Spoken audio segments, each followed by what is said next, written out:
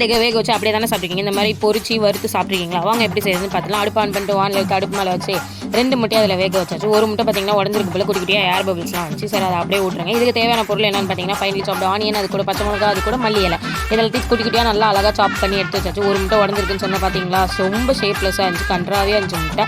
சரி நம்மளுக்கு இன்னொரு முட்டையாவது அழகாக வந்திருக்கேன்னு எனக்கு சந்தோஷப்படுங்க. இதுதான் அந்த அழகான வந்த முட்டை. வெள்ளை கருவை உடையாமல் எடுங்க மக்களே. மஞ்சள் கருவு உடஞ்சாலும் நம்மளுக்கு பிரச்சனை இல்லை, ஆனால் வெள்ளை உடையவே கூடாது.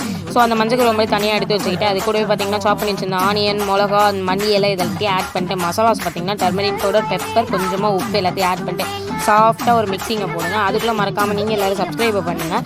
இது மாதிரி டிஃப்ரெண்ட்டான கன்றாவியான டிப்ஸ் எல்லாம் நம்ம சேனலில் மட்டும்தான் போடுவோம். ஸோ மறக்காமல் சப்ஸ்கிரைப் பண்ணி நம்ம சேனலுக்கு சப்போர்ட் பண்ணிடுங்க அப்கமிங் வீடியோஸ்க்கு.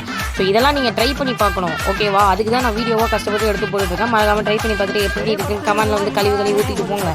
இதை நல்லா இந்த மாதிரி எல்லோ இந்த இடத்துல ஸ்டஃப் பண்ணி எடுத்துக்கோங்க. அண்ட் தென் பார்த்தீங்கன்னா ஒரு பேன் எடுத்து ஆயில் இல்லை கீ எது வேணாலும் ஊற்றிங்கன்னா நான் கீ ஊற்றிட்டேன்.